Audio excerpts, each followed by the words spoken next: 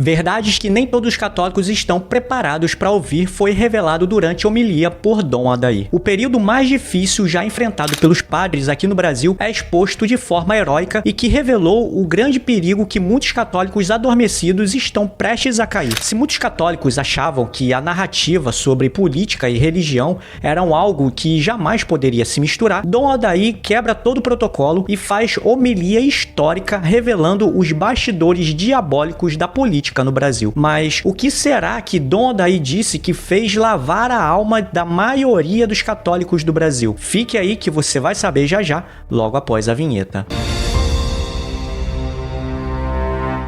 Salve Maria Imaculada e viva Cristo Rei! Saudações a todos, que a paz de nosso Deus esteja com todos vocês. É um imenso prazer ter vocês aqui no canal e eu já peço a sua colaboração para que a mensagem que eu estou transmitindo alcance mais pessoas. Deixe seu like aí que é muito importante, não vai te custar nada, e se na hora do like aparecer hypar, clica nele também para que esse vídeo possa ser mais impulsionado. Inscreva-se no canal e ative o sininho das notificações para não perder os próximos vídeos, ok? Após inúmeros casos de ódio contra a Igreja Católica através da perseguição contra padres e bispos, finalmente um abriu a boca e revelou que estava entalado na garganta que lavou a alma da maioria dos católicos. Mas antes, por falar em lavar a alma, vejam o que esse influenciador protestante disse sobre o Frei Gilson. Esse Frei Gilson tá passando dos limites, onde já se viu um frei pregar coisas que estão escritas na Bíblia. Isso é um dos maiores absurdos que eu já ouvi. Ô Frei Gilson, cria vergonha na sua cara. Sabe o que você tem que fazer? Você tem que adaptar essa Bíblia sua para encaixar nos pecados desse povo, porque aí eles vão gostar de você. Você tem que contar as mentiras que eles querem ouvir. Para de falar essas verdades, porque senão você vai se dar mal. Igual já tá acontecendo. O Frei Gilson está sendo processado pelo Ministério Público de São Paulo. Agora você pensa, eu não sou católico, sou um cristão protestante, mas se tem uma coisa que eu vou fazer é defender o Frei Gilson. Frei Gilson, eu tô do seu lado porque der e vier.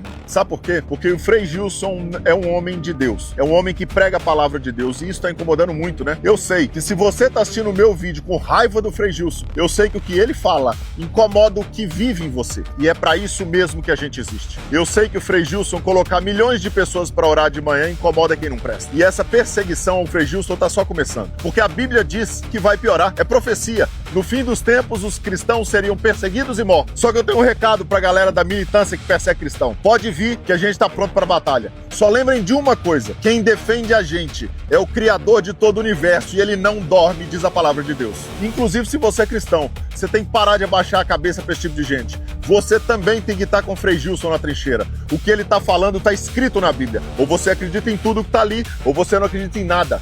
Não dá para escolher o que acreditar e excluir o resto. A Bíblia não é uma sugestão para o cristão, ela é uma regra.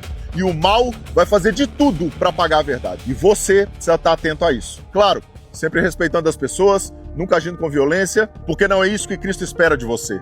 Mas debatendo o bom debate, ganhando pessoas para Cristo. Porque é isso que importa. Agora, sabe por que eles ficam tão furiosos? Porque eles sabem que eles não podem corromper um cristão de verdade. Porque viver é Cristo e morrer é lucro. Inclusive, se você é cristão, já começa fazendo a sua parte compartilhando esse vídeo para ajudar essa mensagem a alcançar mais pessoas. Frei Gilson, tamo junto e os cristãos estão com você em um só corpo. Meus irmãos, aqui estamos diante de um fato e que muitos ainda não entenderam seu significado, que o apostolado do Frei Gilson é um alerta urgente não só para nós católicos, mas sim para o Brasil inteiro. E só quem tem uma consciência reta, sem esse fanatismo político, vai entender que só iremos vencer esse grande mal não é somente com palavras, mas sim com a força da oração através da busca sincera do amor de Deus que o próprio Frei Gilson tem pregado, e não só com sua pregação, mas também com seu exemplo de vida. E agora eu quero fazer uma pergunta e gostaria muito que você colocasse sua opinião aqui nos comentários. Qual santo da Igreja Católica que lutou bravamente para defender a verdade do Evangelho de alguma forma ou de outra não foram perseguidos? É impossível, meus irmãos, não se render às verdades que Frei Gilson vem pregando, que são as verdades do céu. E você que está me assistindo e acha que Frei Gilson tem alguma preferência de partido político, talvez o que na verdade possa estar acontecendo é o que está acontecendo com uma parcela dos católicos aqui no Brasil, que infelizmente a teologia da libertação apagou a verdade do Evangelho e começou a defender ideologias. E é por isso que eu trouxe esse vídeo de Dom Adair, que talvez possa abrir os olhos de muitos católicos, e já até peço que compartilhe com seus parentes e amigos, porque vale a pena assistir. Acompanhe comigo. Eu fico triste porque às vezes você escuta de jovens que estão vivendo o namoro evangélico, namoro cristão, se preparando para um casamento bonito, levando a virgindade para o casamento, e vai por aí, não aqui na nossa diocese, mas em outros lugares não tão distantes. E às vezes vão confessar e fala para o padre que está vivendo o namoro cristão, e certos padres, que já não têm fé, diz, não, vocês podem ter relação porque é uma maneira de se conhecer. Não é, gente. A relação sexual já é uma consequência de um compromisso em favor do bem-estar, da comunhão do casal e da geração e da educação dos filhos. Isso é paganismo. É o descarte. Nosso mundo é um mundo do descartável. Se a gente descarta os corpos, as coisas que usamos, isso vai passando também para uma mentalidade nos relacionamentos. Você começa a descartar as pessoas. Descartar os filhos, descartar os pais, descartar os idosos, descartar os doentes. Não. Nós, católicos, nós temos a cruz como troféu. A cruz é o troféu. A nossa vida é a mais sofrer, gente. Santa Teresinha ensinou isso para nós.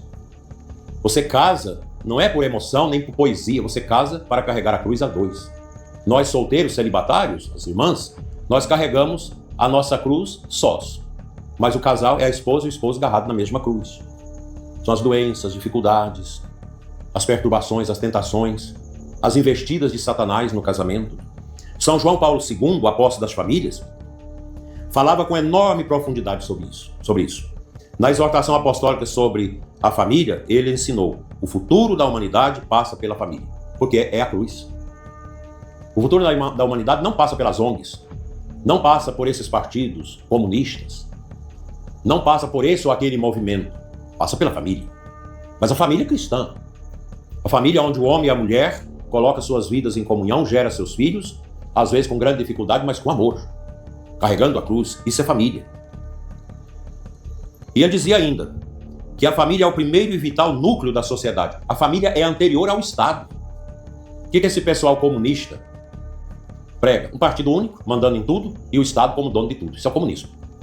Pena que muitos de vocês gostam de votar nesse tipo de coisa, né? Votem em gente que é comunista. Isso chega a ser um pecado, porque ninguém mais perseguiu a igreja e as famílias no mundo do que o comunismo. E aqui no Brasil, essa mentalidade comunista, o que ela está fazendo? Destruindo a família. 70 anos destruindo a família. E a Rede Globo ajudando com as novelas. Por que nós estamos voltando agora aos casamentos na igreja? Os jovens estão namorando por causa da internet conservadora, onde escuta o catecismo da igreja, onde escuta a verdade e não se vê mais novelas. As novelas acabaram com as famílias, destruíram o sentido verdadeiro da família. A família é atacada em todos os tempos. Há poucos dias mesmo, aqui já, eu estava vendo à noite um vídeo, um filmezinho sobre a morte de um desses líderes comunistas, Stalin, terrível. Criou todo o modelo de perseguição à família, destruição da família. E morreu tristemente, jogado lá no chão, porque ninguém tinha coragem de abrir o quarto dele, porque ele era lunático, ditador, e podia matar a pessoa. Como mandou matar um dia, toda a equipe médica cuidava dele. Cismou que os médicos estavam traindo ele, mandou matar tudo. Porque o comunismo é isso. O comunismo que é família destruída, o povo sempre pobre, dependendo do Estado. O Estado manda em tudo, manda na educação, manda na comunicação, manda com censura naquilo que é a liberdade das pessoas. Vai lá na China ver se você pode falar o que você quer. Vai na Coreia do Norte. Vai em Cuba.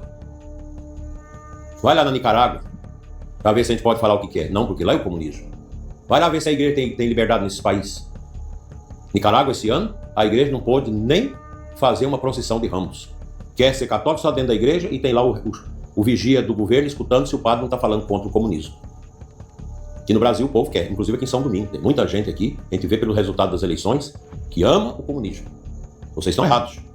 Porque nós temos que defender os valores da fé. Nós temos que defender os valores da igreja. O valor da família. Seria bom vocês entrarem numa universidade federal e andar dentro da universidade e ver como são os jovens comunistas das nossas faculdades e os professores. No passado, a gente celebrava missa de ação de graça quando o menino passava no vestibular. Hoje, os pais vêm desesperados. Meu filho passou no vestibular, reza, padre, para ver se ele não perde a fé. E geralmente de cada 10, 5, 6, eles conseguem tirar a fé deles. Aqueles meninos que era bom, foi coroinha, crismado, foi do grupo de jovens da paróquia, vai para essas faculdades, aqueles professores treinados para destruir a religião, destruir a fé, coloca as misérias no coração dos nossos jovens. Mas eles estão começando a sofrer porque as famílias estão voltando para Deus. E nós temos filhos hoje que nascem de famílias conservadoras, de famílias que conservam os valores, os princípios, a fé da igreja, a tradição da igreja, os ensinamentos do magistério da igreja. E esses jovens de hoje que estão vindo, eles não querem isso, gente. Não quer cultura woke. Ele não tem nada a ver com a vida das pessoas. Quem quiser ser o que quiser, vai ser. Mas nós católicos, nós temos que... nós não somos melhor do que ninguém, mas nós temos que seguir o evangelho. Nós temos que valorizar a família. Fazer tudo para que as famílias dêem certo. Trabalhar os nossos jovens, nossas crianças, para que tenham os valores da família. Porque o Espírito Santo une as famílias. Para a gente ter uma igreja mais viva, e nós vamos ter. Daqui 30, 40 anos, a nossa igreja católica no Brasil vai estar num fervor tão grande que nós não imaginamos. Nós mais velhos não vamos alcançar. Porque a turma que está vindo agora, os meninos, eu vejo esses coroinhas, nós já sabemos tudo da missa. Eu, quando era coroinha, não sabia nada. O padre tem que estar mandando, porque não tinha onde ler nada. Hoje os meninos buscam na internet os youtubers católicos e vai estudando. Vai aprendendo. Os jovens que querem ser bonitos, que querem ser dignos, bem vestidos, jovens que querem testemunhar até com a veste, a santidade. Vai ter muita gente na igreja que é contra isso. Crianças que querem comungar de joelhos, na boca. Pessoas que vêm comungar com fé. Tem um professor meu que era nessa linha doida da teologia da libertação, Clodovis Boff, grande teólogo, pena que já está idoso, mas ele contava para nós que certa vez ele implicava com esse pessoal que queria comungar na boca, queria comungar de joelhos. E um dia uma menina de mais ou menos uns 12 a 14 anos ajoelhou com um véu na cabeça, bem vestida, e comungou na boca. Ele marcou a menina. No final da missa ele chamou para conversar. Por que ela tinha aquele comportamento de ajoelhar, de comungar ajoelhado com aquele véu na cabeça?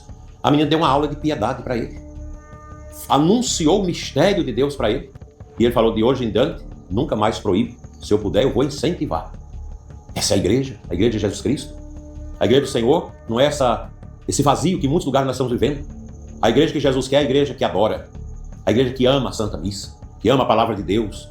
A igreja que ama os pobres, que faz caridade, que ajuda os que sofrem. E isso, meus irmãos, só vai ser possível pela mudança da família. Nós não temos mais vocações.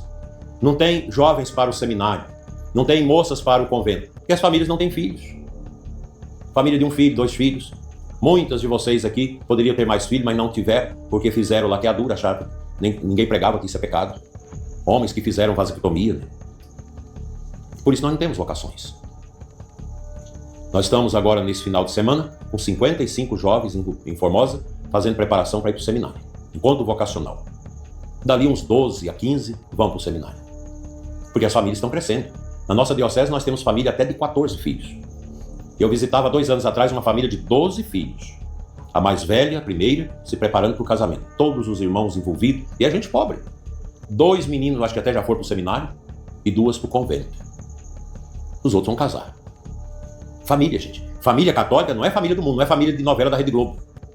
Família católica é a família que tem as raízes no Santo Evangelho. Por isso, defender a família não é apenas defender um valor religioso, como o aborto. É defender a própria dignidade da civilização humana. O mundo só vai melhorar quando a civilização for realmente cristã de verdade. Nós já fomos uma civilização cristã e precisamos retomar isso. O Catecismo da Igreja afirma algo muito bonito no número 1556. Nos nossos dias, no mundo frequentemente estranho e até hostil à fé, as famílias cristãs têm uma importância primordial, enquanto focos de fé viva e radiante. Veja que coisa forte o Catecismo fala para nós. A família é chamada a ser um foco de fé, de luz, de vida, uma luz no meio das trevas que nós estamos vivendo, nesse mundo moderno, que não tem muito de bom a nos oferecer.